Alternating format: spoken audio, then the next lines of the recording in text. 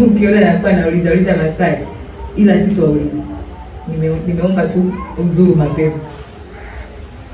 Wewe unajua nini maana ya mipaka? Mpaka naweza kupita pale. Mmeelewa mfano? Unaweza kwenda kule kupitia pale? Uweze. Otherwise, ubomoe hapa, utoboe mlango, ndio upite. Mpaka. Kwa namna nyingine, kizuizi. Ukuta. Umeelewa? Sasa wewe ndio unajua unapita, unaenda kubomoa uzuizi wa aina gani? Kama ni ukuta wa Gaza au ukuta wa Vingunguti, kama ni ukuta wa Roma, maana ule ndio ukuta ule strong. Mipaka. Na ndio maana hata sisi kwenda nchi zingine unakuta tunatumia nini? Visa, kwa sababu kila nchi ina mipaka yake. Tumeelewana? Sasa ndio maana tunatakiwa kuivunja hiyo mipaka. Kama ni mlango tutoboe, tuvuke huo mpaka. Tumeelewa? Kama ni kugonga visa tuzigonge. Tukisha njia ya kuvunja mipaka ni kwa kupitia huu ufahamu ukishafunguliwa. Ndio utajua sasa. Ili tuweze kufanya kitu fulani, inabidi tufanye kitu 1, 2, 3. Kwa sababu kuna mengine hayahitaji nguvu jamani. Kuna mambo mengine yanahitaji ufahamu. Tupo wapendwa? Ndio maana tunataka Mungu atuletee watu wengi na sisi atufungue ufahamu wetu niweze kuwaza. Na waza ni akili haraka nikishaona kitu kiu pale, okay, ile saa iende, okay. Japo mchungaji alisema alileta ndo hapana, sio kweli. Betu shingapi? Papa inawekwa. Sisi hapa akili.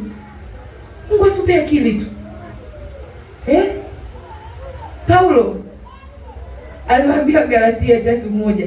Enyi Wagalatia msio na akili, ule mstari sija. Yaani kwa hiyo ina maana pia tunahitaji nini kuwa na nini? Tusipokuwa na akili tunani hata kufikiri kwetu. Hatuwezi. Hata huwezi kujua sasa hivi umefungwa na mpaka gani. Utakuwa tu unaenda unavunja, unabomoa, utabomoa mizimu yako na hata haina ya kushika huko. Yaani tutabomoa, kumbe imesha kuatia na hata wenyewe washasahau kama kuna mizimu huko kweli.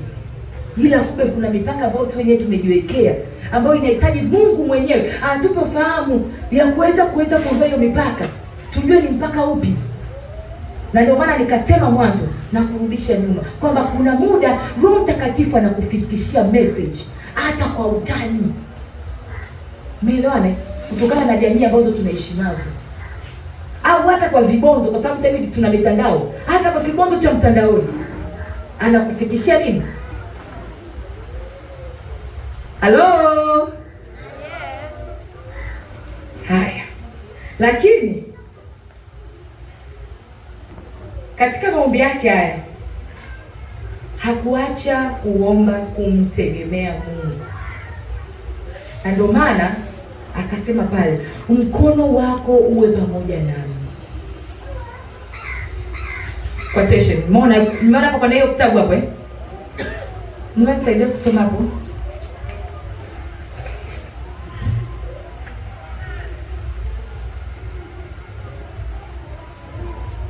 Nimesaidia kusoma.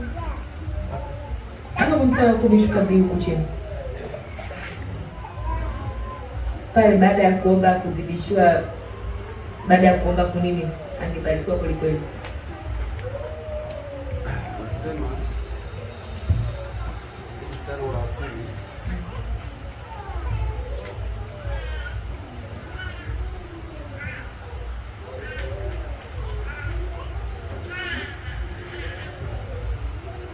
huyo Yabesi akamlingana Mungu wa Israeli akisema, lau kwamba ungenibariki kweli kweli na kuipanua mipaka yangu, na mkono wako ukawa pamoja nami, nawe ungenilinda nisipatwe na maovu hapo wala madhara.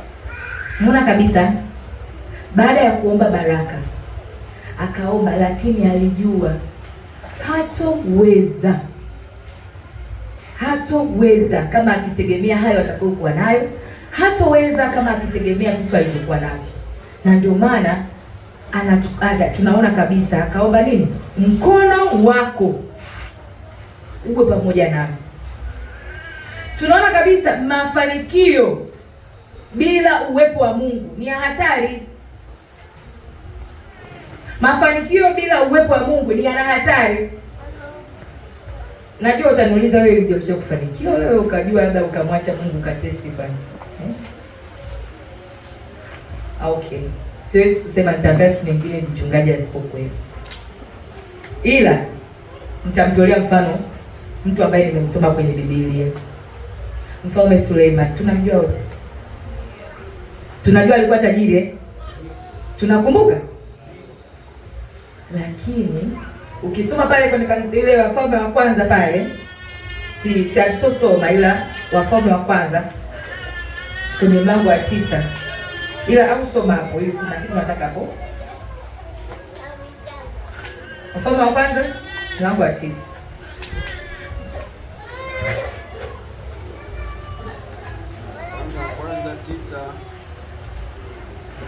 Anza pale mstari wa 3. Bwana akamwambia, nimeyasikia maombi yako na dua zako ulizotoa mbele zangu. Nimeitakasa nyumba hii uliyojenga ili niweke jina langu humo milele. Tena macho yangu na moyo wangu utakuwepo hapo siku zote. Na wewe ukienda mbele zangu kama alivyokwenda Daudi baba yako, kwa ukamilifu wa moyo na kwa adili, fanya hayo yote niliyokuamuru na kuzishika sheria zangu na hukumu zangu, ndipo nitakapokifanya imara kiti cha ufalme wako juu ya Israeli milele, kama nilivyomwahidia Daudi baba yako, nikisema, hutakosa kuwa na mtu wa kukaa katika kiti cha enzi cha Israeli. Bali mkigairi mkaacha kunifuata, ninyi na watoto wenu, msizishike sheria zangu na amri zangu nilizoziweka mbele yenu, tena mkienda na kuitumikia miungu mingine na kuiabudu, basi nitawakatilia Israeli mbali na nchi hii niliyowapa, na nyumba hii niliyoitakasa kwa jina langu nitaitupilia mbali, na macho yangu na Israeli watakuwa mithali kwa neno la tusi katika mataifa yote. Na ijapokuwa nyumba hii imetukuka namna hii, lakini kila apitaye atashtuka na kuizomea, nao watasema, kwa nini Bwana ameitenda nchi hii na nyumba hii mambo haya? Tumesikiza maneno ya Mungu vizuri. Kama ukianza kurudia huko mwanzo utagundua kwamba Suleiman ni wakati anaingia alikuwa miaka 40 ya mwanzo alienda vizuri. Kama mnasoma story, mnapenda hadithi za Biblia, alikuwa anaenda vizuri. Na nakumbuka pia ndio yeye aliomba hekima, na ndio tunamjua kama mfalme tajiri sana. Sisi tunaelewana watumishi wa Mungu. Lakini tunaona taratibu alipokuwa anajisogeza mbali na Mungu. Kuna hapa ni Mungu, yaani Mungu hapa alikuwa hapa, kuna kosa pia ilifanya. Ni Mungu hapa alikuwa ndio bana, unaona amejenga nyumba, Mungu akawa sasa tunajua Mungu ni Mungu wa rehema. Alikuwa anawarudisha kwamba wasirudie tena, usifanye tena makosa yoyote. Lakini bado akawa anaendelea kucheza na nini? Na ile neema ambayo mwanzo kabisa tulisema nini? Mungu badilisha historia, nikamwongelea Daudi kidogo. Huyu ni mtoto wa Daudi. Kwa hiyo bado akawa anatembelea neema ya baba yake Daudi. Na ndio maana nikasema kile kilichopatikana kwa maombi kisipolindwa kinapotea. Kile kilichopatikana kwa namna yoyote ile, hata ulichopata kwa mizimu. Na ndio maana ukianza maombi lazima hicho kipotee ili kije cha utukufu wa nini? Wa Mungu. Tumeelewa na tumishe. Sasa ndio alikadhalika na hapa. Suleiman alikuwa mfalme, wote tunamjua mfalme wa Israeli ambaye Mungu alimbariki kiukweli. Na utajiri wake hata hapo mwishoni umeona. Kwa ndio mstari wote ni Mungu anajaribu kumwambia, kumuonya kwamba ikitokea nimwache Mungu, yaani hizo mali zote ni takataka. Ni ndio watu wataona ndio dhahabu, lakini haina utukufu. Yaani haushtui tena kama inavyoshtua mataifa. Tumeelewana? Ndio Mungu alichukua na nini? Lakini tunaona bado alikuwa kama anamtegemea Mungu kwa mazoea, kwa hiyo tayari nimeshamkuta Mungu. Yaani Mungu mmoja hivi huku anaishi kisiasa. By the way ni mfalme, si unajua wafalme ni wanasiasa. Sisemi alikuwa anakosea, huenda ni siasa yake ya wakati ule ya kupanua nini, ya kupanua mipaka yake na yeye, na ndio maana akawa na wadi wake huko huenda alikuwa ni njia yake, ndio maana akawa anakaa hivi kwamba hapa kanisani nikamsuuze God kidogo, alafu naenda kwenye mambo yangu kidogo, ile kama ndio utapeli. Jamani, unajua kuna watu wanatapeli, achana hiyo watu wa kutapeli, sio kutumia jina la Mungu. Mtu anakutana na heka yako mko au sehemu wako wawili, huyu anasema dada, kwani una shida gani? Ni mwenyewe kanisaidia, kumbe matapeli wawili. Huyu mwenyewe kanisaidia, yani watumishi anamtoa nywele hivi. Alafu mnaweza hapo unaweza kusema hivi kule kuna watu wanabloga nisaidio. Nakwambia wapo. La mwisho nimesikia story juzi tu hapa. Wapo watu wanatapeliwa hivi. Hii utapeli wa zamani mnauona. Wanatolewa nywele hivi.